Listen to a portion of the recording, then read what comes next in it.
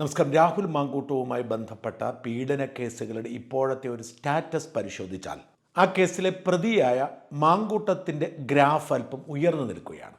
മാങ്കൂട്ടത്തിനെതിരെ രംഗത്ത് വന്ന 3 പരാതിക്കാരിൽ രണ്ടാമത്തെ പരാതിക്കാരിയെക്കുറിച്ച് മാങ്കൂട്ടത്തിനെ എതിർക്കുന്നവർ പോലും മിണ്ടുന്നില്ല. അങ്ങനെ ഒരു പരാതിക്കാരി ഉണ്ടോ എന്ന കാര്യത്തിൽ പോലും സ്ഥിരീകരണമില്ല.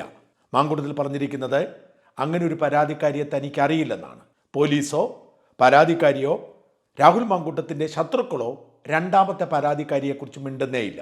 അതുകൊണ്ട് തന്നെ രണ്ടാമത്തെ കേസ് അങ്ങനെ തന്നെ ഇല്ലാതായി എന്ന് വേണം കരുതാൻ. ആദ്യത്തെ കേസിൽ ഇതുവരെ ഹൈക്കോടതി അന്തിമ വിധി പറഞ്ഞിട്ടില്ല. പക്ഷേ ഹൈക്കോടതിയുടെ സ്റ്റേ ഓഫ് അറസ്റ്റ് തുടരുകയാണ്. മൂന്നാമത്തെ കേസ് നിലനിൽക്കുകയില്ല എന്ന് പറഞ്ഞ് സെഷൻസ് കോടതി ജാമ്യം കൊടുത്തു. നിലനിൽക്കുകയില്ല എന്ന് പറഞ്ഞ കേസിലാണ് കെണിവെച്ച് പോലീസ് രാഹുലിനെ അറസ്റ്റ് ചെയ്ത് ജയിലിലടച്ചതും 18 ദിവസം മാങ്കൂട്ടത്തിൽ ജയിലിൽ കിടന്നതും. ഇതിനിടെ നിർണായകമായ സുപ്രീം കോടതി വിധി കൂടി വരുന്നു. വിവാഹിതയായ സ്ത്രീ വിവാഹ വാഗ്ദാനം നൽകി പീഡിപ്പിച്ചു എന്ന് പറഞ്ഞാൽ അത് നിലനിൽക്കുകയില്ല. വിവാഹിതയായ സ്ത്രീക്ക് മറ്റൊരാളെ വിവാഹം കഴിക്കാൻ സാധ്യമല്ല. അതുകൊണ്ട് അത്തരം കേസുകൾ നിലനിൽക്കുകയില്ല എന്ന് പറഞ്ഞു. രാഹുൽ മാങ്കൂട്ടത്തിലിൻ്റെ ഒന്നാമത്തെയും മൂന്നാമത്തെയും കേസിലെ പരാതിക്കാർ വിവാഹിതരാണ്. വിവാഹബന്ധം നിലനിൽക്കുമ്പോഴാണ് രാഹുലുമായി ബന്ധമുണ്ട് എന്നവർ പറഞ്ഞത്. രണ്ടാമത്തെ പരാതിക്കാരിയെക്കുറിച്ചൊരു വിവരവുമില്ല എന്ന് നേരത്തെ പറഞ്ഞല്ലോ. ഈ സുപ്രീം കോടതി വിധിയുടെ പശ്ചാത്തലത്തിൽ രാഹുൽ മാങ്കൂട്ടത്തിൽ ഹൈക്കോടതിയെയോ സുപ്രീം കോടതിയോ സമീപിച്ചാൽ ഒന്നാമത്തെയും മൂന്നാമത്തെയും കേസുകൾ റദ്ദാവും. രണ്ടാമത്തെ കേസിൽ പരാതിക്കാരി പോലും ഇല്ലാത്തതിനാൽ അതാ വഴിക്ക് പോവുകയും ചെയ്യും. എന്ന് വെച്ചാൽ രാഹുൽ മാങ്കൂട്ടത്തിൽ പൂർവാധികം ശക്തിയോടെ രാഷ്ട്രീയത്തിലേക്ക് തിരിച്ചു വരാൻ സാഹചര്യമൊരുങ്ങുന്നു. രാഹുലിനെതിരെ ശബ്ദമുയർത്തി രംഗത്ത് വന്ന പലരും മുഖം നഷ്ടപ്പെട്ട് പിന്മാറിയിരിക്കുകയാണ്. രാഹുലിനെ ഇപ്പോൾ പൂട്ടിക്കെട്ടുമെന്ന് പറഞ്ഞ് രംഗത്ത് വന്ന മാധ്യമപ്രവർത്തകരും സിനിമക്കാരുമൊക്കെ പിന്മാറിയപ്പോൾ പിടിച്ചു നിന്നത് ഷഹനാസ് എന്നൊരു എഴുത്തുകാരി മാത്രമാണ്. പക്ഷേ ചാനൽ ചർച്ചകളിലും മറ്റും പോയി ഷഹനാസ് സ്വയം അപഹാസ്യാവുന്ന കാഴ്ചയാണ് നമ്മൾ കാണുന്നത്. അങ്ങനെ എല്ലാ അർത്ഥത്തിലും രാഹുൽ മാങ്കൂട്ടവും അദ്ദേഹത്തെ പിന്തുണയ്ക്കുന്നവരും ജയിച്ചു നിൽക്കുന്ന സാഹചര്യത്തിലാണ് അപ്രതീക്ഷിതമായ ഒരു തിരിച്ചടി രാഹുൽ ക്യാമ്പിന് തന്നെ ഉണ്ടാവുന്നത്.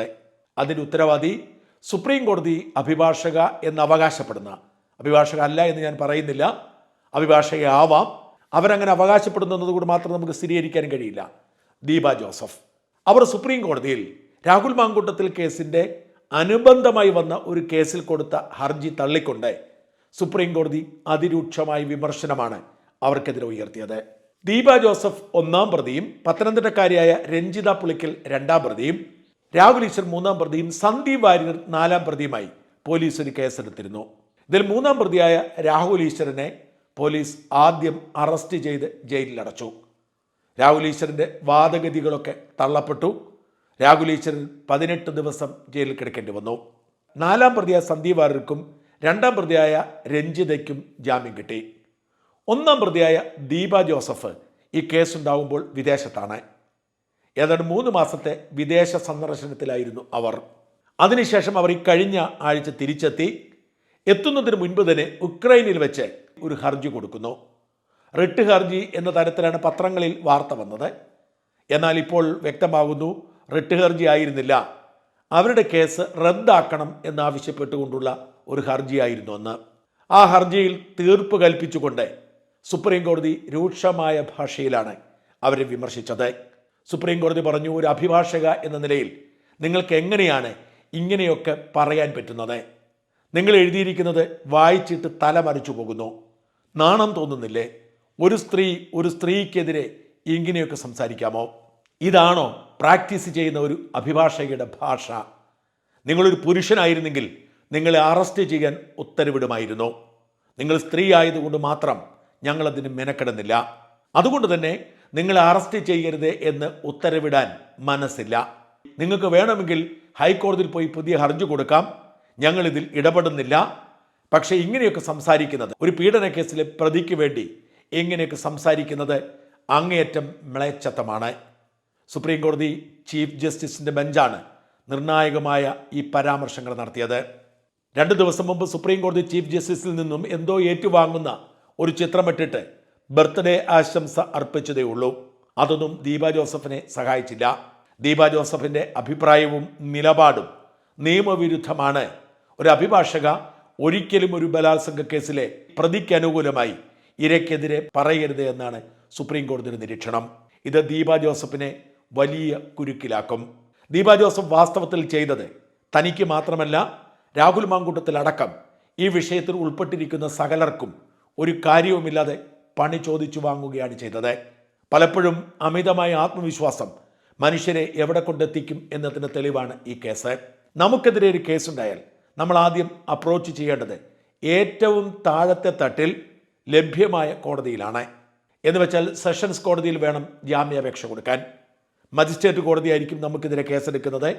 അങ്ങനെ വരുമ്പോൾ നമ്മൾ സെഷൻസ് കോടതിയിൽ വേണം ജാമ്യാപേക്ഷ കൊടുക്കാൻ. സെഷൻസ് കോടതി ജാമ്യം നിഷേധിച്ചാലേ ഹൈക്കോടതിയിൽ പോകാവൂ. ഹൈക്കോടതി ജാമ്യം നിഷേധിച്ചാലേ സുപ്രീം കോടതി പോകാവൂ. സെഷൻസ് കോടതിയും ഹൈക്കോടതിയും ജാമ്യം നിഷേധിച്ചാൽ പോലും സുപ്രീം കോടതി മിക്കപ്പോഴും ജാമ്യം കൊടുക്കാറുണ്ട്. എന്നാൽ നേരിട്ട് സുപ്രീം കോടതിയിലേക്ക് ജാമ്യാപേക്ഷയോ അല്ലെങ്കിൽ ക്വാഷ് ചെയ്യാനുള്ള പെറ്റീഷനോ കൊടുത്താൽ കോടതിക്ക് അത് പിടിക്കുകയില്ല എന്നതാണ് ആദ്യത്തെ കാര്യം. രാജ്യത്തിന് മുഴുവൻ ഒരു കോടതിയാണുള്ളത്. നിന്നുതിരിയാൻ നേരം ജഡ്ജിമാർക്കില്ല. അതുകൊണ്ട് തന്നെ കേസിൻ്റെ വിശദാംശങ്ങളിലേക്ക് കടക്കാൻ അവർക്ക് സമയവും താല്പര്യവുമില്ല. അവരെ ബുദ്ധിമുട്ടിക്കാൻ ശ്രമിക്കുന്നതായേ അവർ കാണാറുള്ളൂ. അതുകൊണ്ട് തന്നെ സുപ്രീം കോടതിയിലേക്ക് നേരിട്ട് ഒരു ഹർജി പോയാൽ താഴത്തെ കോടതിയിൽ കൊടുക്കാൻ അവസരമുള്ളപ്പോൾ അത് സുപ്രീം കോടതിക്ക് പിടിക്കുകയില്ല. ക്വാഷ് ചെയ്യാനുള്ള കേസ് കൊടുക്കേണ്ടത് ഹൈക്കോടതിയിലാണ് ആദ്യം. അതിനുശേഷമാണ് സുപ്രീം കോടതിയിൽ പോവേണ്ടത്. ജാമ്യമാണെങ്കിൽ കൊടുക്കേണ്ടത് ആദ്യം സെഷൻസ് കോടതിയിലാണ്. ഇവിടെ താനോ സുപ്രീം കോടതി അഭിഭാഷകയാണ് എന്ന അമിതമായ ആത്മവിശ്വാസത്തിൽ ദീപ ജോസഫ് നേരെ സുപ്രീം കോടതിയിലേക്ക് പോയി. സുപ്രീം കോടതി ഇങ്ങനെ അഭിപ്രായപ്പെട്ടതോടെ ദീപയ്ക്ക് മുമ്പിൽ ഇനി വഴികളൊന്നുമില്ല. സെഷൻസ് കോടതി തള്ളിയാൽ നമുക്ക് മുമ്പിൽ ഹൈക്കോടതിയുണ്ട്, ഹൈക്കോടതി തള്ളിയാൽ സുപ്രീം കോടതിയുണ്ട്. എന്നാൽ സുപ്രീം കോടതി തള്ളിയാൽ മറ്റു വഴികളൊന്നുമില്ല. എന്ന് മാത്രമല്ല, ഇനി സുപ്രീം കോടതി പറഞ്ഞതുപോലെ ഈ കേസുമായി ഹൈക്കോടതിയിൽ ചെന്നാലും സുപ്രീം കോടതിയുടെ പരാമർശങ്ങൾ പരിഗണിക്കാതിരിക്കാൻ ഹൈക്കോടതിക്ക് കഴിയില്ല. എന്ന് വെച്ചാൽ വളരെ അനായാസമായി ഹൈക്കോടതിക്ക് ജാമ്യം കൊടുക്കാൻ കഴിയാത്ത ഒരു സമ്മർദ്ദ സാഹചര്യം രൂപപ്പെടും. ഇതിന് സുപ്രീം കോടതിയെ പഠിച്ചിട്ട് കാര്യമില്ല. അമിതമായ ആത്മവിശ്വാസം എവിടെ എത്തിക്കും മനുഷ്യരെ എന്നതിന് തെളിവായി ഇത് മാറുന്നു. ഇത് കേവലം ദീപ ജോസഫിന്റെ വിഷയം മാത്രമല്ല, രാഹുൽ മാങ്കൂട്ടത്തിന് അനുകൂലമായി രൂപപ്പെട്ടിരുന്ന അന്തരീക്ഷത്തെ ദോഷമായി ബാധിക്കുന്ന വിഷയം കൂടിയാണിത്. രാഹുൽ മാങ്കൂട്ടത്തിന്റെ വിഷയം എന്താണെന്ന് സുപ്രീം കോടതി പരിഗണിച്ചില്ല. സുപ്രീം കോടതി പരിഗണിച്ചത് ദീപ ജോസഫിനെതിരെയുള്ള കേസ് എന്താണ്, ആ കേസിൽ ദീപ ചെയ്തത് എന്താണ് എന്ന് മാത്രമാണ്. അതുകൊണ്ട് തന്നെ രാഹുൽ മാങ്കൂട്ടത്തിനെതിരെയുള്ള കേസ് നിലനിൽക്കുമോ ഇല്ലയോ എന്നത് സുപ്രീം കോടതിയുടെ പരിഗണനാ വിഷയമായിരുന്നില്ല. അതാണ് ദീപ ജോസഫിന് വിനയായി മാറിയത്. സുപ്രീം കോടതിക്ക് കേരളത്തിലെ ഒരു MLA പീഡന കേസിനെ കുറിച്ച് യാതൊരു ധാരണയും ഉണ്ടാവില്ല എന്നത് ദീപ ജോസഫ് മറന്നുപോയി. ദീപയ്ക്ക് മാത്രമല്ല, ദീപ പ്രതിയായിരിക്കുന്ന കേസിലെ പ്രതികളായ രാഹുൽ ഈശ്വറിനും സന്ദീപ് വാര്യർക്കും രഞ്ജിത പുളിക്കനും വരെ പണി ചോദിച്ചു വാങ്ങിക്കൊടുത്തു. പ്രത്യേകിച്ച് രാഹുൽ ഈശ്വറിന് ജാമ്യം കൊടുത്തെങ്കിലും ജാമ്യം റദ്ദാക്കണം എന്നാവശ്യപ്പെട്ടുകൊണ്ടുള്ള ഹർജി കോടതിയുടെ പരിഗണനയിലാണ്. അത് പരിഗണനയിലിരിക്കുമ്പോൾ സുപ്രീം കോടതിയിൽ നിന്നും അതേ കേസിൽ മറ്റൊരു പ്രതിക്ക് വിരുദ്ധമായ പരാമർശം വരുന്നത് രാഹുൽ ഈശ്വരനെ ദോഷമായി ബാധിക്കും.